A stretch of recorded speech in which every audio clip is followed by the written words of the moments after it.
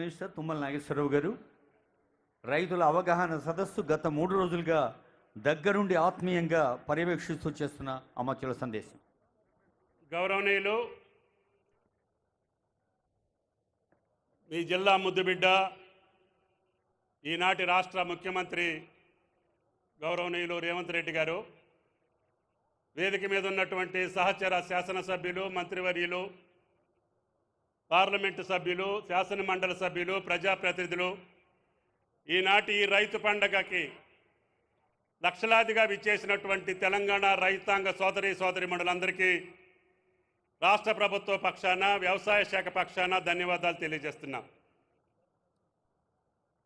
సంవత్సర కాలంలో విధ్వంసమైనటువంటి ఆర్థిక వ్యవస్థని సరిచేసుకుంటూ చిన్న భిన్నమైనటువంటి పరిపాలనా వ్యవస్థని సరిచేసుకుంటూ అన్ని శాఖల్లో అయోమయంగా అప్పుల పాలైనటువంటి రాష్ట్రాన్ని ఒక సక్రమమైనటువంటి మార్గంలో నిలుపుకుంటూనే ఎన్నికల ముందు కాంగ్రెస్ పార్టీ రాహుల్ గాంధీ గారు ఇచ్చినటువంటి వాగ్దానాన్ని అమలు చేయటం కోసం పెనుభారాన్ని భుజానేసుకొని ఈ రాష్ట్ర ప్రభుత్వం, సాక్షాత్తు రాష్ట్ర ముఖ్యమంత్రి అన్న కష్టాలున్నా అప్పులున్నా ఆనాడు కాంగ్రెస్ పార్టీ రాహుల్ గాంధీ గారు, సోనియా గాంధీ గారు ఇచ్చిన మాటని నిలుపుకోవాలి.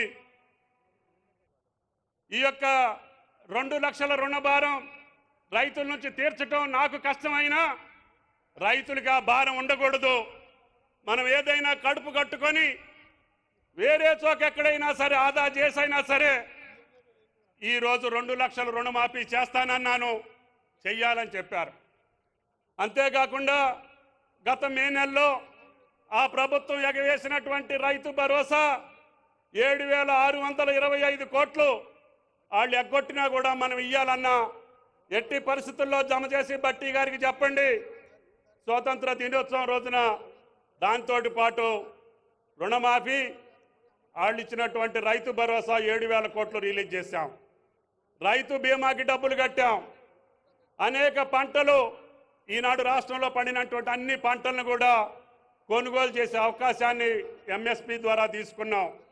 రైతాంగానికి పెండింగ్లో ఉన్నటువంటి అన్ని సమస్యల్ని పరిష్కరిస్తూనే ఈనాడు భారతదేశంలో అత్యధికంగా నా రైతులు పండించినటువంటి వరి ధాన్యాన్ని కొనే బాధ్యతను కూడా ఈ ప్రభుత్వం తీసుకుంది.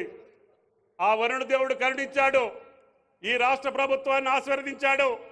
తెలంగాణ రైతాంగానికి ఎకరానికి 40 నుంచి 50 బస్తాలు ధాన్యం పండేటటువంటి అదృష్టం ఈనాడు తెలంగాణ రాష్ట్ర రైతాంగానికి దక్కింది.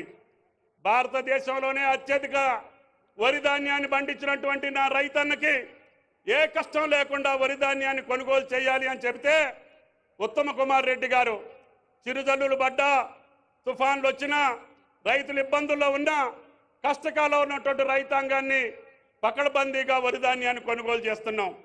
అదృష్టం ఈరోజు బయట మార్కెట్లో కూడా మంచి ధర ఉంది. 31,100కి ఇంటికొచ్చి కొనుక్కెళ్తున్నారు, కళ్ళాల్లో కొనుక్కెళ్తున్నారు. రైతుకు రూపాయి రావాలి, మీరు రిస్ట్రిక్షన్ పెట్టబోకండి, వాళ్ళు ఎక్కడ రూపాయి వేస్తే అక్కడ అమ్ముకునేటటువంటి వెసులుబాటు ఇవ్వండి అని చెప్పి ఉత్తమ గారిని మేము కోరాం.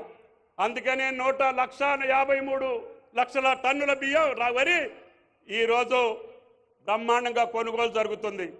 అదేవిధంగా అన్ని పంటలకి కొనుగోలు చేస్తున్నాం.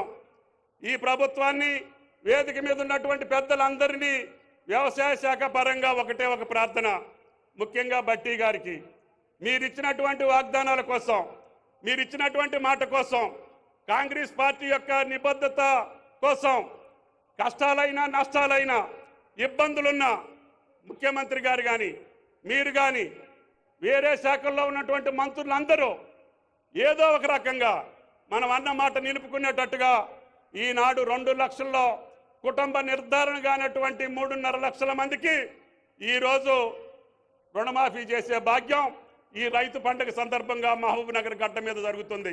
కాబట్టి ఆ పండుగ సందర్భంగా విచ్చేసినటువంటి ముఖ్యమంత్రి గారికి మనం అందరం కూడా ఆయన్ని శక్తి సామర్థ్యాలుగా ఇంకా మిగిలిన సమస్యల పరిష్కారం చేయటం కోసం ఆ భగవంతుడు ఆశీర్వదించేటట్టుగా మీరు ప్రయత్నం చేయాలని మన అందరి సపోర్టు గౌరవ ముఖ్యమంత్రి గారికి, ఫైనాన్స్ మినిస్టర్ గారికి ఇవ్వాలని చెప్పి, అదేవిధంగా రాష్ట్ర రైతాంగం అందరూ వచ్చారు. ఆయిల్ ఫామ్ పట్ట వేయమని చెప్పి నేను పదే పదే కోరుతున్నా. ఈ బాధలు లేకుండా, ఈ కష్టాలు లేకుండా, ఈ యొక్క ఆర్జించేటటువంటి అవసరం లేకుండా మీరందరూ ఆయిల్ ఫామ్ పట్టేయండి.